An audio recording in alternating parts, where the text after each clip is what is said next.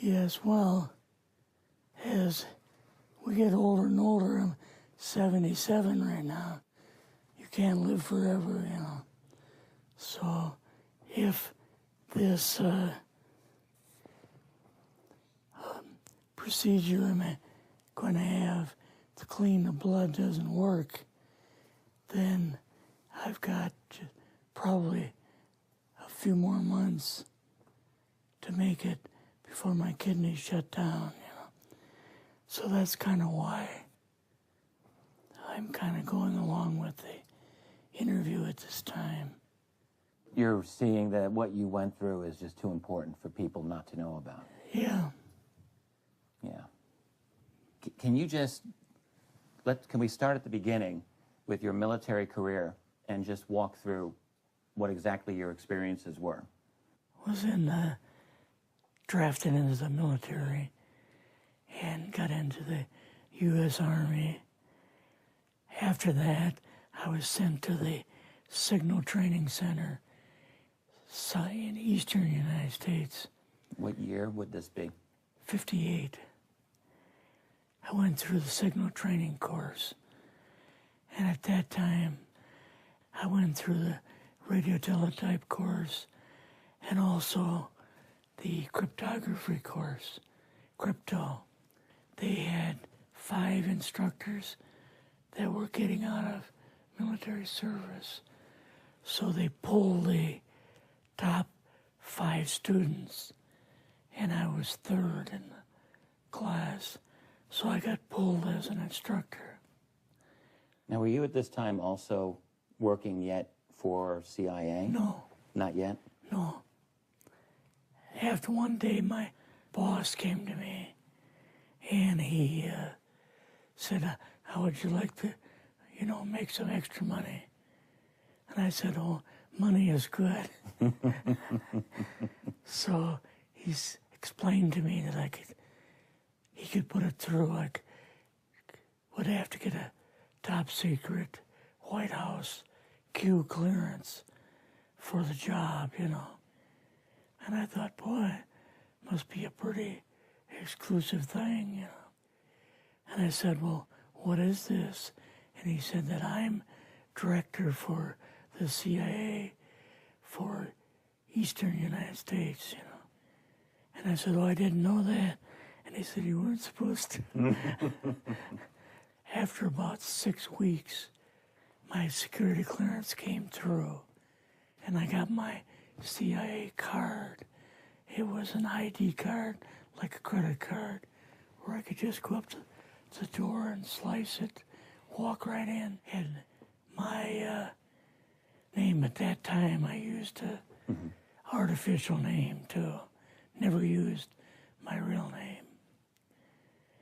I started working with him on the project he was on, and that was Project Blue Book, which was kind of partially a fraud.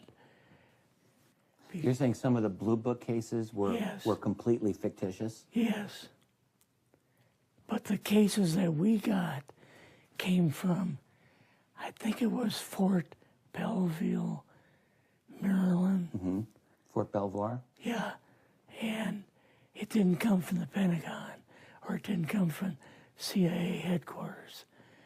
But we would get reports about a certain sighting that they had in Mexico or Italy or something like that.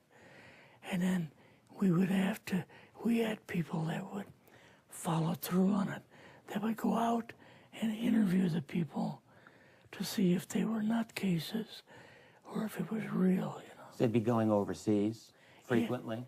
Yeah, I wasn't, but I always stayed statewide. But the people we had working with us from the CIA would do that. We would get like a new report probably a couple times a week. I was coming into the Army fresh off the farm, you know, so I really didn't have much knowledge of anything, but my boss filled me in on Project Blue Book and what they had found so far. as far as Greys and aliens and the Roswell incident. How did you feel when this first got dumped on you? When you first learned about this? I was just kind of overwhelmed with all of this, you know. And I said to him, I don't know if I'm going to be able to be a judge of this type of thing.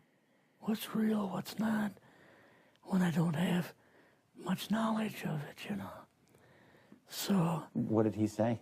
He said, well, we have to build the information as we go, and you'll see how this thing is working out. And then the other thing is, of course, you really weren't able to tell family or close friends, obviously. No, I couldn't tell anybody. In fact, I had to take a vow that I wouldn't tell anybody. A lot of it for 40 years, and more of it for 50 years, which is up in 2010.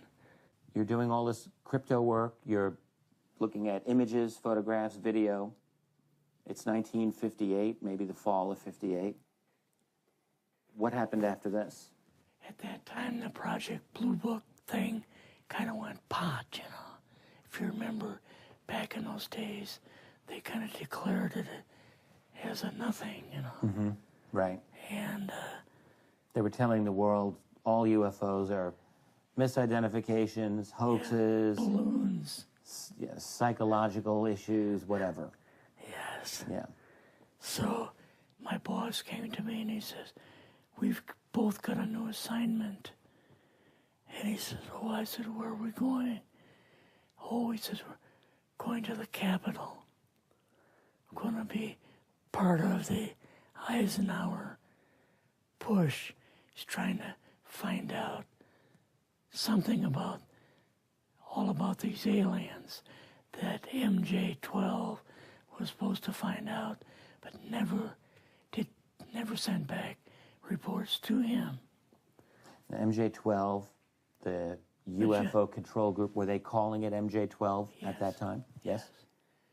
They called us in, went into the Oval Office, and President Eisenhower was there and Nixon, and they said, we called the people in from MJ-12 from Area 51 and S4, but they told us that the government had no jurisdiction over what they were doing. So being a general, past general, you didn't tell them to go to hell without any real good reason, you know. Mm-hmm. So he said, I want you and your boss to fly out there. I want you to give them a personal message.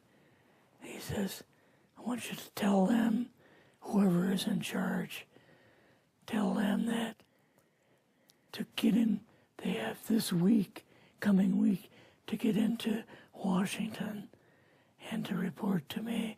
And if they don't, I'm going to get the First Army from Colorado, and we're going to go over, we're going to take the base over. I don't care what kind of classified material you got. We're going to rip this thing apart. Eisenhower was going to invade Area 51. Yeah, with the First Army. So you go out with your superior. Yes. You fly out. You land. What happens? Can you describe this whole process, what you saw? It took us the 13 or 15 miles south to S4 and like different garage door openings. Okay. And in these garage door openings, they had like different saucer crafts. The very first one had the Roswell craft in. It was kind of crashed up, but apparently every alien that was in it died except for a couple. So you see the Roswell craft, and what are some of the others that you see? Well, the Roswell craft was really strange because it looked like real heavy aluminum foil. We could rock next to it, and you could rock it. The whole thing probably weighed 150, 300 pounds. Could they tell what the source of power was of this craft? Yeah, it was like a reverse gravitational thing of some kind. In fact, one later on, I got the mathematical code for reversing gravity in a 3x5 card. I guess there are different types of grays and so on. How did you see that evidence? Well, at the later on at S4, we viewed the autopsy film, and then the colonel said, "What we've got in here is we're interviewing a gray alien." All right, right there. How did you feel at that moment? Well, I thought, boy, we had no idea we were going to see the real thing. All we saw was film. You had to have a little bit of heart racing at that Yes. moment. My boss was able to go in and had a partial interview with him. So what did this gray alien look like? Could you describe him a little bit? This one looked a little bit oriental. So I'm just wondering if it looked almost human, what about this didn't look human? No, it didn't look human as far as the skin tone and basically the shape of it and the size. How was its head size compared with a normal human, for example? Brain was kind of a little bit bigger. And some of the nose was very, very small. And the ears were just like holes. Mouth was very small. Now, why were they bringing you out here at all, anyway, to see an alien? What was the point? To go back and tell the president they actually had one. So he did not know at this point No, if there was an alien at S4. no. What did you do then at Area? Were you done, or did you have other things to do with Yes, S4? but basically we were kind of done. Went back to Area 51. They took us into the main building, and there we saw a U-2, which of course we didn't know existed, and a model of the SR-71. Yeah, the Blackbird. So, but like I mentioned earlier, it was not a model of the current Blackbird, It was an earlier version. but an early version. Did you go directly to Washington after this? Yes. Or did you go somewhere else? How did they get, did you fly regular airline or? We flew back to the commuter plane back to the air base, and then took President Eisenhower's Lockheed Electra back to Washington. You and your supervisor, Yeah. superior officer, and now you're meeting with the president? Yes. Can you describe this? Well, we met with him in, the second story of the old OSS. You and your supervisor, Yeah. superior officer, and now you're meeting with the president? Yes. Can you describe this? Well, we met with him in, the second story of the old OSS warehouse building. And Eisenhower and Nixon were there, and also Hoover was there. So he asked us what was going on, and we told him about the alien and the whole situation, and the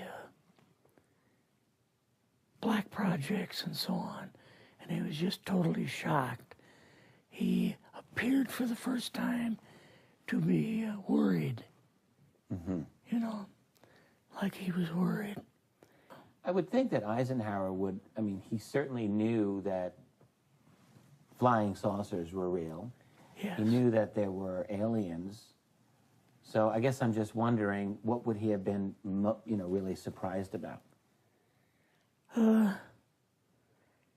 Surprised about the black programs. Eisenhower said, got to keep this thing completely secret. Can't talk about this. Your actual name is, the name you grew up with, that was a different name than what you had in the... I never used it in the CIA at all. Now, what about today? You're going on the public record, and this is still sensitive information, even though earlier you talked about, security oaths that maybe expire after a certain period of time. 50 years. But you're still concerned. Linda Motenau's phone call, her phone was tapped, and they got my phone number, and through the telephone company, they're able to find me, and so on. When they found you, what happened? I was going to a grocery store. Two guys in black suits come out of a black Lincoln town car and came over to see me. And they told me that I better not publish anything or talk to Linda about any more things. So at that time, I did, I stopped. That was enough to intimidate you. Yes. Rather remain anonymous. Never show my face on anything. Really, thank you for doing this.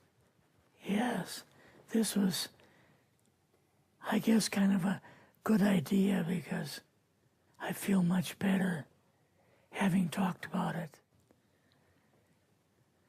I kind of feel like there's a load off my shoulders. Really?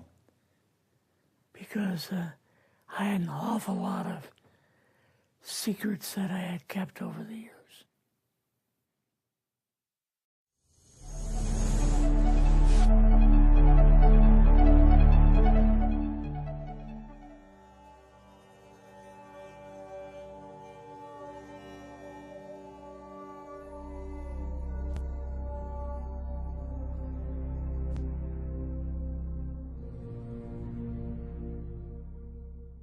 A lot of friends in the Air Force.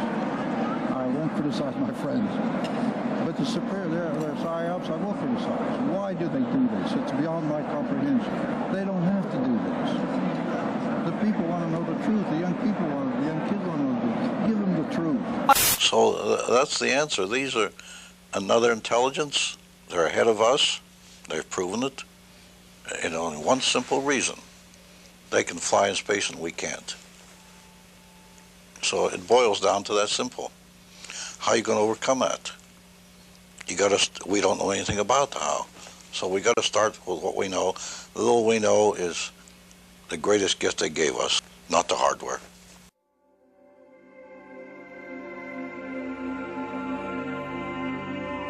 I wasn't at Roswell in 47. 47, I'd just come back from Italy. I'd been chief of security intelligence in Rome. And in the intelligence business, I was trained really by the British. I was an MI-19. So when I came back, I went to Fort Riley, Kansas. I was stationed there. It was the veterinarian post and we still had horses. And I was instructor at the intelligence school, and we had an aggressor force So one night, I was post-duty officer. Post-duty officer means that I was in control. For that night, I was the one that checked all the guards, checked all security areas. In fact, checked the whole post. I was the duty officer that night. And I went to the veterinarian section, and a sergeant I knew very well was sergeant of the guard that night. I told him, Sarge, how's everything around here? And he said, fine, sir. I told him, they told me to be careful to watch this area because you have a sense of something sensitive here. He said, you want to see it, sir? I told him, yes, let's go look. And I knew this sergeant he was a master sergeant. I went back, and there was 5 crates there, like 5 or 6, I think it was 5. I lifted one up, and here's this body there and floating in fluid. And I looked at it about 10, 15 seconds, not much more than that. So I put it back down and I said, Sarge, come on, get out of here now. I don't want to get you in trouble. Because I'm the duty officer, I can go around, walk around here. But you might get in trouble for coming back. Just come on, let's go, come out with me.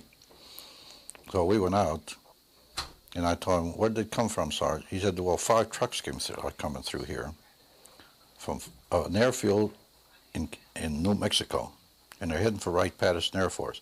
Now, in those days, you know, there weren't all these big roads now. In those days, Route 40 was about the only cross-country route, and the route that they took was Route 40, going through Fort Riley, Kansas, and then up to Wright-Patterson Air Force.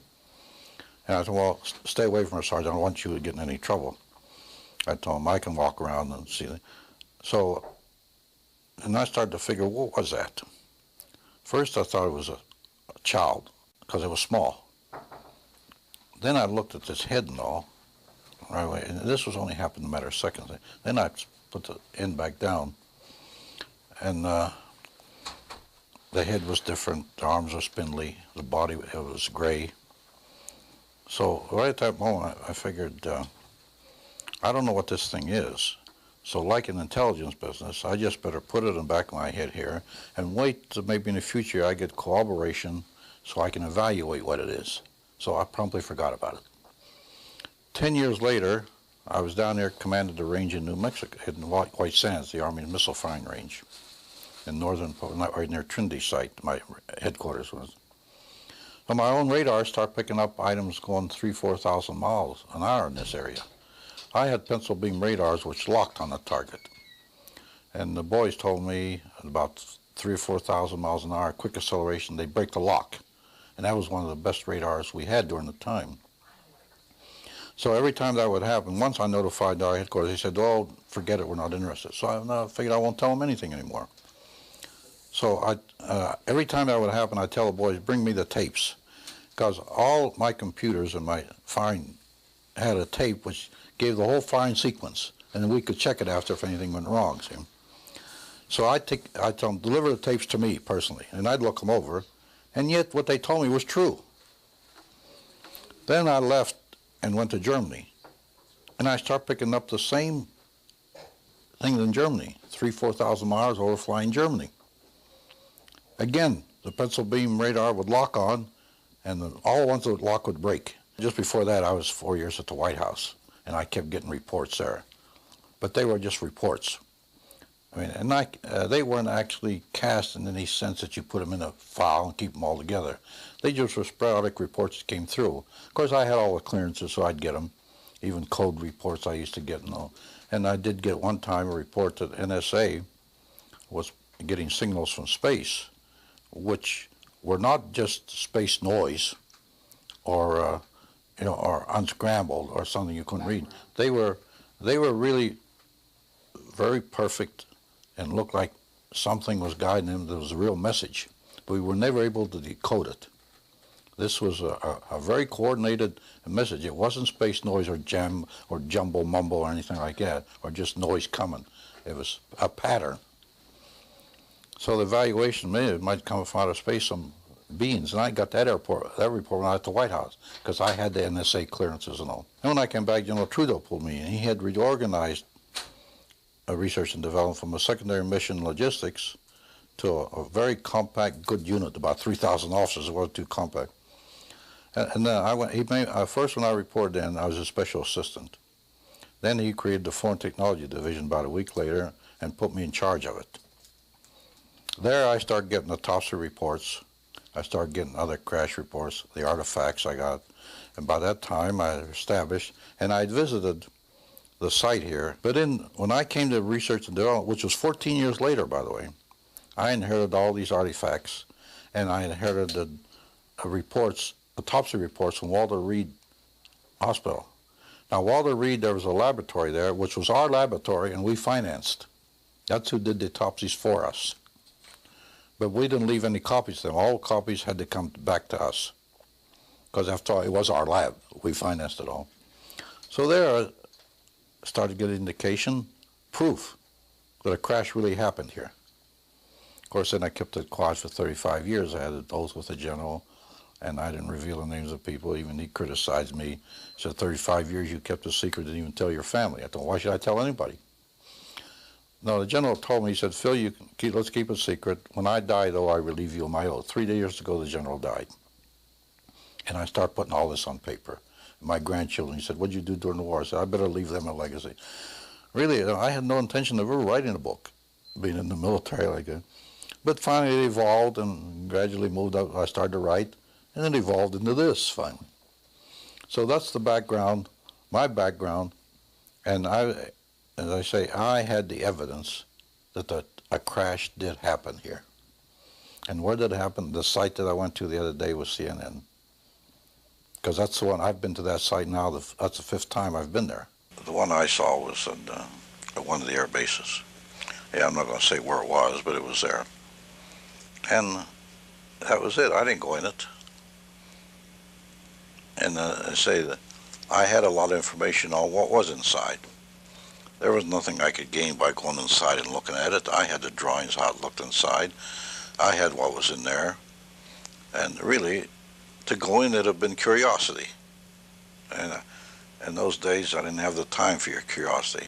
Wilbur Smith is really the man that first put in my mind when nuclear binding coming apart on things. And he was a magnetic, really, he was a genius, and the Canadian government really treated him bad.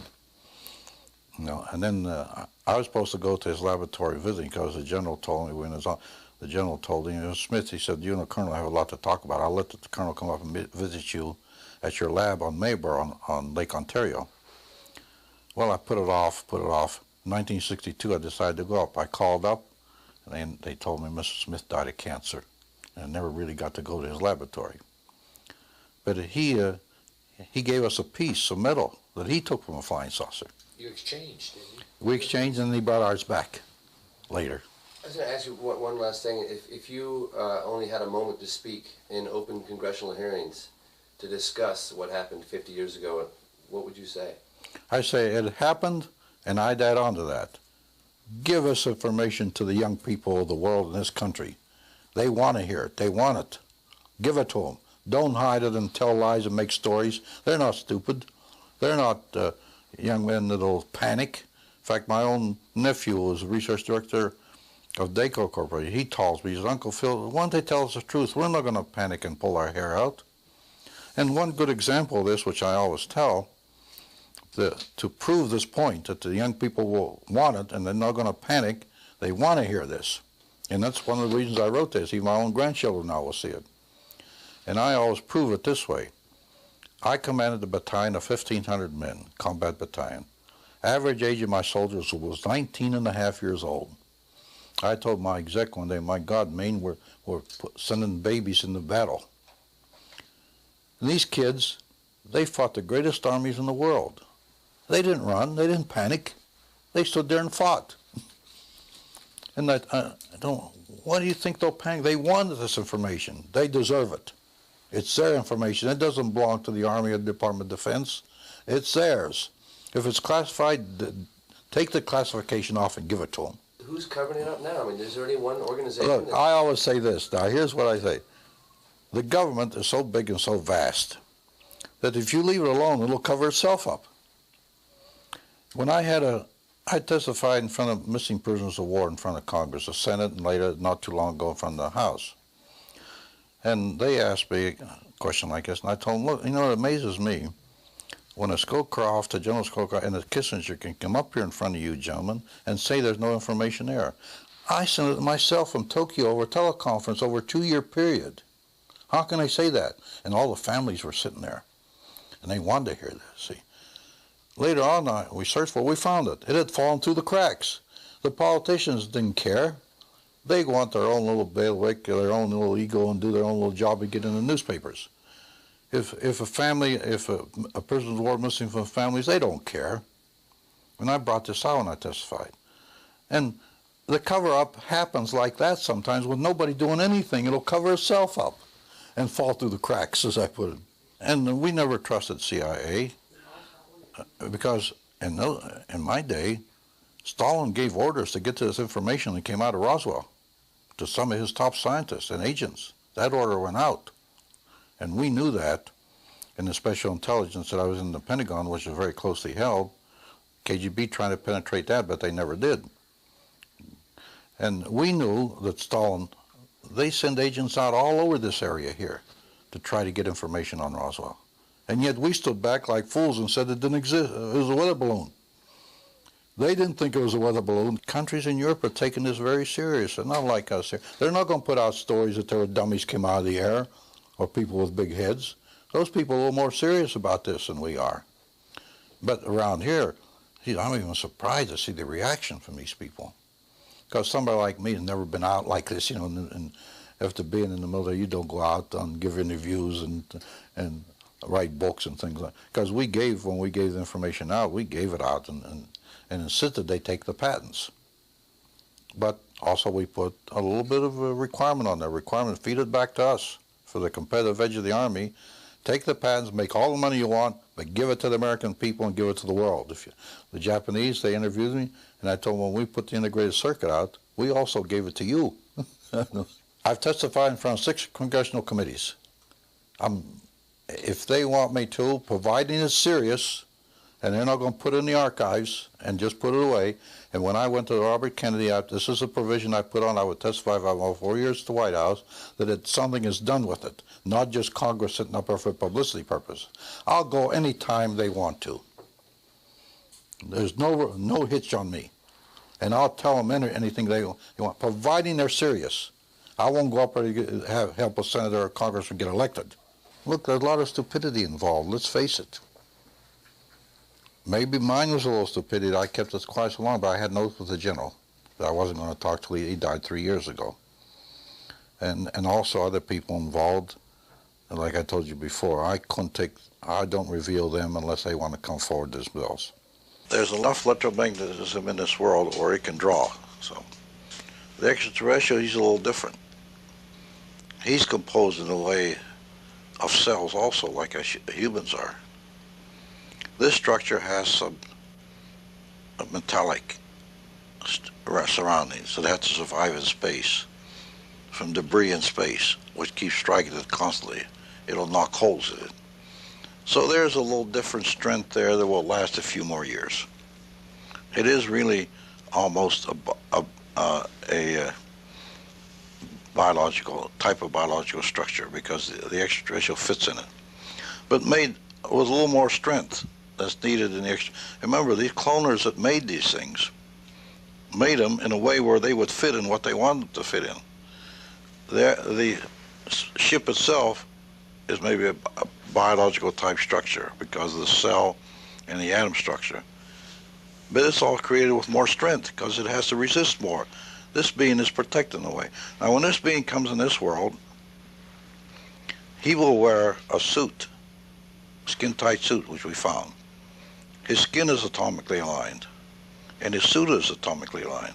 That's to repel radiation and harmful effects, even cosmic action. Since he doesn't breathe air, the ones that come alive in this world will have a type of helmet on them. And since he doesn't speak, he has no vocal cords, he will have something that intensifies that transmission, that he maybe can communicate. Well, the head really wasn't that big, but in portion to the body, a small body, it looked big. And the eyes, there was no nose or anything like that. It had spindly legs. So that was about it because I didn't have any autopsies. And I just put it off because I figured, well, maybe someday I'll get corroboration and be able to evaluate. Later, I got my hands on the autopsy report in 1961 when I took charge of the Foreign Technology Division from Walter Reed Hospital, our own laboratory. So there I start putting it all together. What did you read in the autopsy reports? Well, the nature of the body inside. Because before that I never knew that. They did an autopsy and they cut it open, all the brain and all. And the brain was different and most of the body was different. But no nose, no mouth, no ears, no vocal cords, no digestive system, no sex organs. So then we came to the conclusion that it was a humanoid clone. So And as I say, when I saw the body, there was nothing else to go on. Later on, though, I got the autopsy reports that experts had done, our own experts. Discretion better part of valor, we just kept it to ourselves. Only certain people know about it, head to head, brain to brain, no paper trail. And we were able to accomplish something. Now, discussions with the German scientists, we had discussions. General Trudeau told me one day, it took us 5 years to fully develop a transistor, that somebody else started, and the integrated circuit. If we didn't have the help, like Obert says, that we've been helped, and Smith said, the boys upstairs, it would have taken us 250 years. The message in my book that I like to see is that the younger generation look at this and see what we did and see the help we got from outer space, and these beings exist. And let the young people know that that's the future that they're going to be seeing and live with. And you got a good example. Mitchell already confirmed a lot of this. That's what I think the message of the book is, and what I like to see it do. Let the young people, we're old, we're going to be gone. Let those young people, they need this help. They're going to be the ones that carry it on. It's been right. Only through our stupidity, we didn't do it right. Now it's coming out. And look how it's snowballing. The general public is not stupid or dumb. They can recognize a lie or the truth. Give them the truth. I'm trying to tell the younger people, this is it. Not people like me. I'm 82 years old. What's it going to make to me? But these three, my little grandchildren, they got to know this. They're going to be living this in the future. Let them know how it started, where the seed came from. Intentional or unintentional doesn't matter. It came. That's all. Whether they gave it to us or not is not important. We got it. We had it. Whether they gave it to us intentionally or it was a mistake or something, that doesn't matter. We didn't really operate as a family unit, being open about our feelings.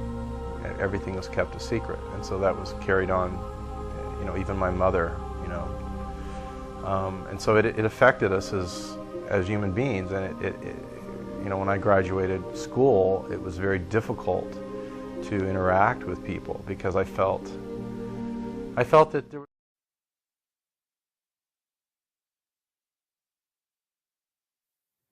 Yes, well, as we get older and older, I'm 77 right now.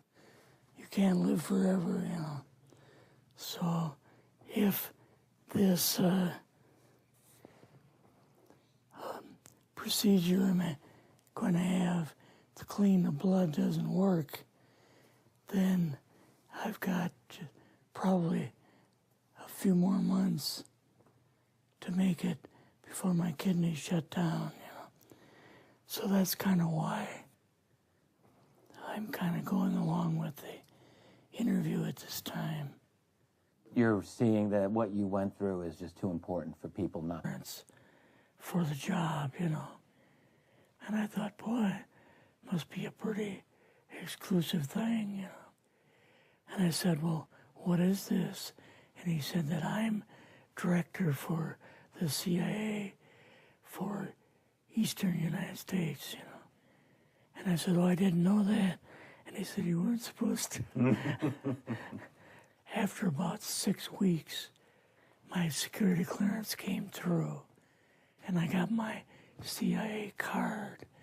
It was an ID card, like a credit card, where I could just go up to the door and slice it, walk right in. And my name at that time, I used a artificial name too. Never instructors that were getting out of military service. So they pulled the top 5 students, and I was 3rd in the class. So I got pulled as an instructor. Now, were you at this time also working yet for CIA? No. Not yet? No. After one day, my boss came to me, and he said, how would you like to, make some extra money? And I said, oh, money is good. So he's explained to me that he could put it through, like, would have to get a top secret White House Q clearance. To know about. Yeah. Yeah. Can you just, can we start at the beginning with your military career and just walk through what exactly your experiences were? Was drafted into the military and got into the U.S. Army.